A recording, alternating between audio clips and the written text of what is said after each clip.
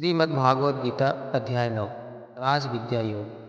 जैसा कि आप सभी अध्याय 8 तक जो है वीडियो देख चुके होंगे और 20 मंत्रा चैनल पे अध्याय 1 से लेकर 8 तक वीडियो पढ़ चुका है। अध्याय 9 आज हम आगे बना रहे हैं। आप पूरे श्रीमद् भागवत गीता के 18 अध्याय देखने के लिए इस चैनल पर बने रहें। आपको कंटिन्यू 18 अध्याय तक श्रीमद् भागवत गीता के इस पवित्र वीडियो को आप पाते रहें। जी भगवान ने कहा, हे अर्जुन, अब मैं कुछ ईर्ष्या न करने वाले के लिए इस परम गोपनीय ज्ञान को अनुभव सहित कहता हूँ, जिसको जानकर वो इस दुख रूपी संसार से मुक्त हो सकेगा। यह ज्ञान सभी विद्याओं का राजा, सभी गोपनीय से भी अति गोपनीय, परम पवित्र, परम श्रेष्ठ, यह ज्ञान अविनाशी परमात्मा का प्रत्यक्ष अनुभव कराने वाला है। हे अर्जुन, धर्म के प्रति श्रद्धा न रखने वाले मनुष्य मुझे न प्राप्त होकर जन्म मृत्यु रूपी मार्ग से इस संसार में आते जाते रहते हैं। मेरे कारण ही यह सारा संसार दिखाई देता है और मैं ही इस संपूर्ण जगत में अदृश्य शक्ति रूप में सभी जगह स्थित हूँ। सभी प्राणी मुझ में ही, परंतु मैं उनमें स्थित नहीं हूँ। हे अर्जुन, यह मेरी ऐश्वर्य पूर्ण योग शक्ति को देख यह संपूर्ण सृष्टि मुझ में कभी स्थित नहीं रहती। फिर भी मैं सभी प्राणियों का पालन पोषण करने वाला हूँ और सभी प्राणियों में शक्ति रूप में स्थित हूँ, परंतु मेरा आत्मा सभी प्राणियों में स्थित नहीं रहता है, क्योंकि मैं ही सृष्टि का मूल कारण हूँ। जिस प्रकार सभी जगह बहने वाली महान वायु सदैव आकाश में स्थित रहती है, उसी प्रकार सभी प्राणी मुझ में स्थित रहते हैं। हे कुंती पुत्र, कल्प के अंत में सभी प्राणी मेरी प्रकृति में प्रवेश करके विलीन हो जाते हैं और अगले कल्प के आरंभ में उनको अपनी इच्छा शक्ति से फिर उत्पन्न करता हूँ। तब 84 लाख योनियों में सभी प्राणी अपनी इच्छा शक्ति के कारण बार बार मेरी इच्छा शक्ति से विलीन और उत्पन्न होते रहते हैं। यह सभी पूर्ण रूप से खुद ही मेरी इच्छा शक्ति के अधीन होते हैं, अर्थात मेरी प्रकृति के अधीन होते हैं। हे धनंजय, यह सभी कर्म मुझे बांध नहीं पाते हैं, क्योंकि मैं उन कार्यों में बिना किसी फल की इच्छा से उदासीन भाव में स्थित रहता हूँ।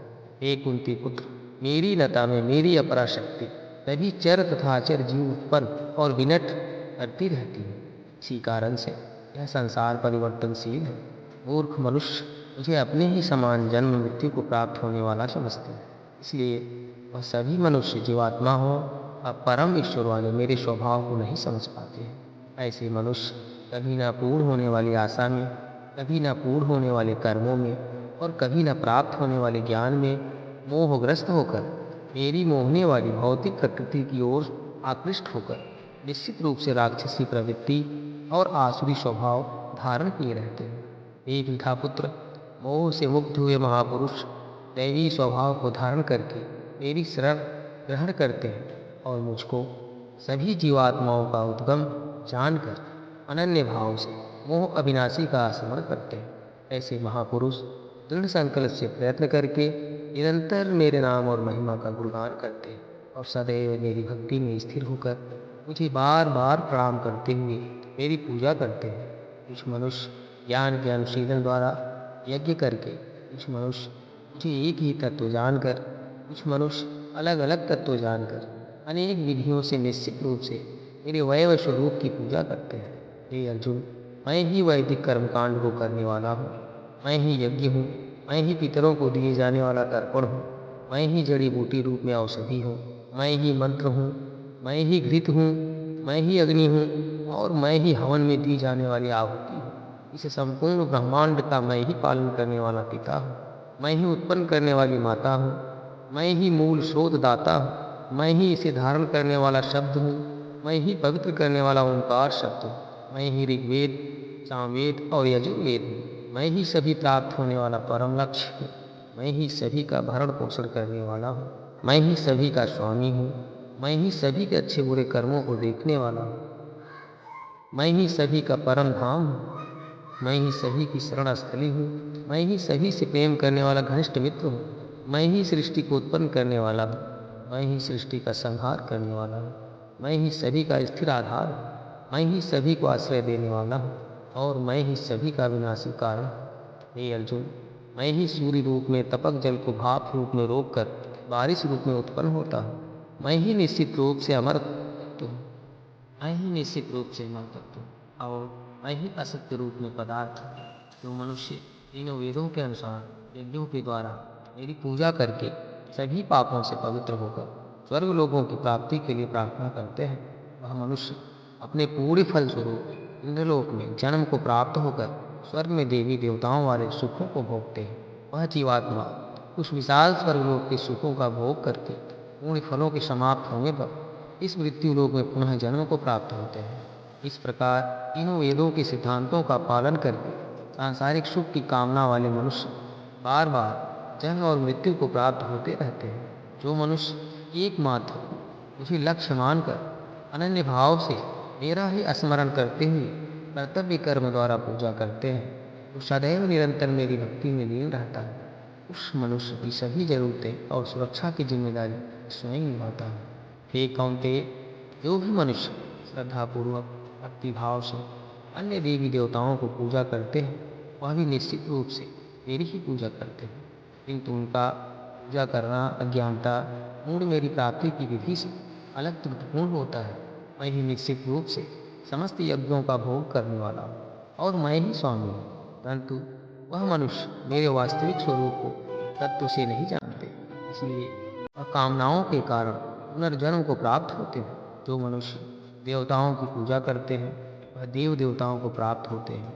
जो अपने पूर्वजों की पूजा करते हैं, वह पूर्वजों को प्राप्त होते हैं। जो भूतों की पूजा करते हैं, वह उन भूतों के कुल को प्राप्त होते हैं।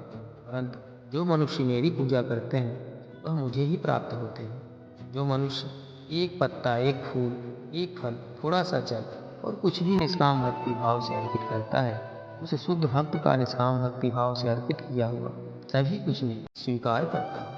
हे कौन्तेय, तू जो भी कर्म करता है, जो भी खाता है, जो भी हवन करता है, जो भी दान देता है और जो भी तपस्या करता है, उस सभी को मुझे समर्पित करते हुए कर। इस प्रकार तो समस्त अच्छे और बुरे कर्मों के फलों के बंधन से मुक्त हो जाएगा और मन से सभी सांसारिक कर्मों को त्याग कर मन को परमात्मा स्थिर करके विशेष रूप से मुक्त होकर मुझे ही प्राप्त होगा। मैं सभी प्राणियों में समान रूप से स्थित, सृष्टि में ना किसी से द्वेष रखता हूँ और ना ही कोई मेरा प्रिय है, परंतु जो मनुष्य शुद्ध भक्ति भाव से मेरा स्मरण करता है, तब वह मुझ में स्थित रहता है और मैं भी निश्चित रूप से उसमें स्थित रहता हूँ। यदि कोई भी अत्यंत दुराचारी मन मनुष्य अनन्य भाव से मेरा निरंतर स्मरण करता है, वह निश्चित रूप से साधु ही समझना चाहिए, क्योंकि वह संपूर्ण रूप से मेरी भक्ति में ही स्थित है। हे अर्जुन, वह शीघ्र ही मन से शुद्ध होकर धर्म का आचरण करता हुआ फिर अस्थायी परम शांति को प्राप्त होता है। इसलिए तू निश्चित होकर घोषित कर दे कि मेरा भक्त कभी नष्ट नहीं होता। ये प्रथापुत्र, स्त्री, वैश्य, शूद्र, भूत, पिशाच, कोई भी वह मेरी शरण ग्रहण करके मेरे परम धाम को प्राप्त होते हैं। फिर पुण्यात्मा, ब्राह्मणों, भक्तों और राजर्षि, क्षत्रियों का तो कहना ही क्या है। इसलिए 2 क्षण में नष्ट होने वाले दुख से भरे हुए इस जीवन में निरंतर मेरा ही स्मरण कर। हे अर्जुन, तू मुझ में ही मन को स्थिर कर, भक्त बन मेरी, पूजा कर और मुझे ही प्रणाम कर। इस प्रकार अपने मन को उस परमात्मा में पूर्ण रूप से स्थिर करके मेरी शरण होकर तो निश्चित रूप से मुझे ही प्राप्त होगा। इस प्रकार उपनिषद, ब्रह्मा विद्या तथा योग शास्त्र रूप श्रीमद्भागवत गीता के श्री कृष्ण अर्जुन संवाद में राज्य विद्या योग नाम का 9वां अध्याय संपूर्ण हुआ। अब आगे हम आपके बीच में श्रीमद्भागवत गीता अध्याय 10 विभूति योग का संवाद प्रस्तुत करने चल रहे हैं। अब धैर्य पूर्वक, ध्यान पूर्वक इसे ग्रहण करें। भगवान के ऐश्वर्य का वर्णन श्री भगवान ने कहा, हे महाबाहु अर्जुन, मेरे परम प्रभावशाली वचनों को फिर से सुन, क्योंकि मैं तुझे अत्यंत प्रिय मानता हूँ। इसलिए तेरे हित के लिए कहता हूँ। तेरे ऐश्वर्य के प्रभाव को ना तो कोई देवता गण जानते हैं और ना ही कोई महान आर्षगण ही जानते हैं, क्योंकि मैं ही सभी प्रकार से देवताओं और महर्षि को उत्पन्न करने वाला हूँ। जो मनुष्य मुझे जन्म मृत्यु रहित, आदि अंत रहित और सभी लोगों का महान ईश्वरी रूप को जान जाता है, वह मृत्यु को प्राप्त होने वाला मनुष्य मोह से मुक्त होकर सभी पापों से मुक्त हो जाता है।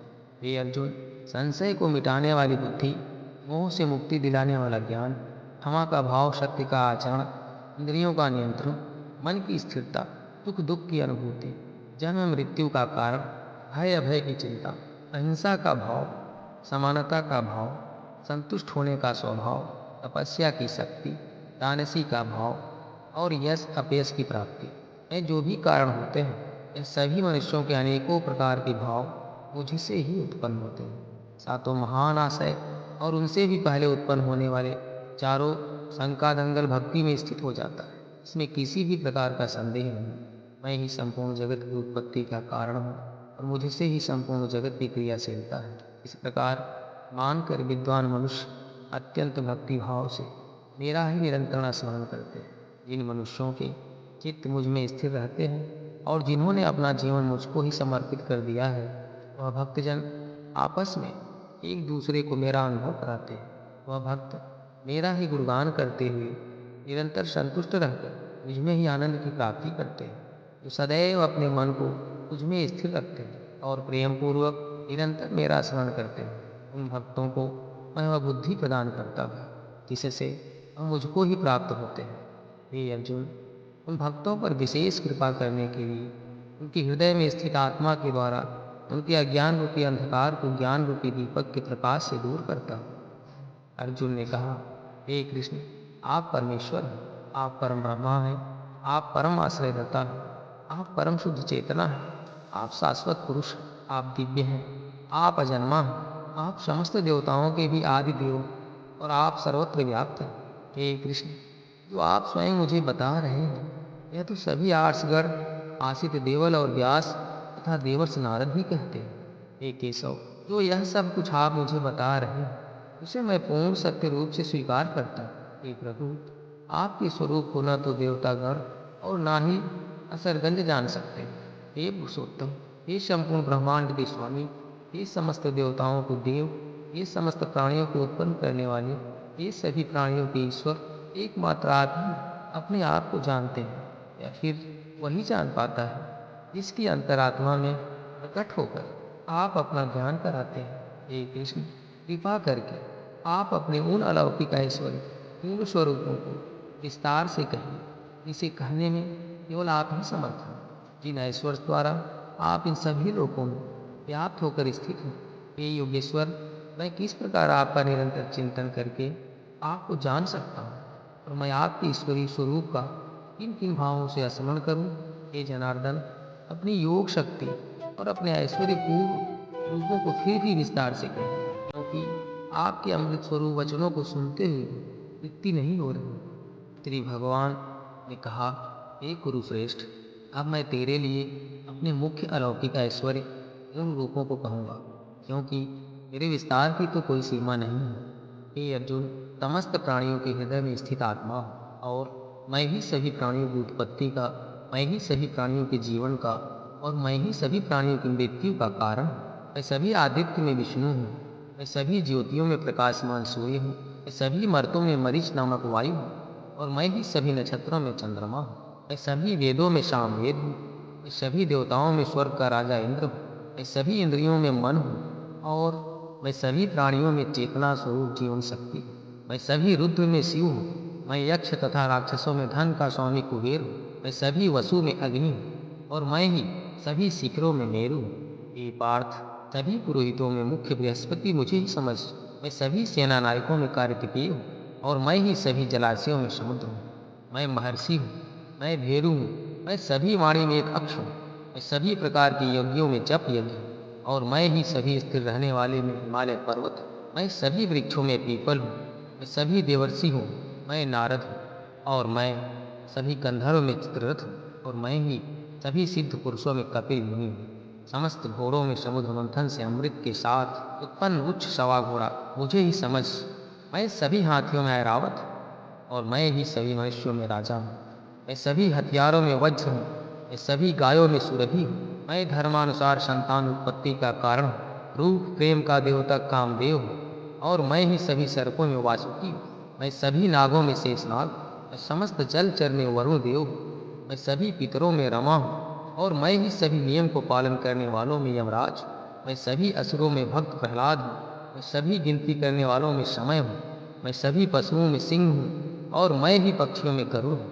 मैं समस्त पवित्र करने वालों में वायु हूँ, मैं सभी शस्त्र धारण करने वालों में राम हूँ। मैं सभी मछलियों में मगर हूँ और मैं ही समस्त नदियों में गंगा हूँ। हे अर्जुन, मैं ही समस्त सृष्टि हूँ, समस्त सृष्टि के मध्य और अंत हूँ। सभी विद्याओं में ब्रह्मा विद्या हूँ और मैं ही सभी तर्क करने वालों में निर्णायक शक्ति हूँ।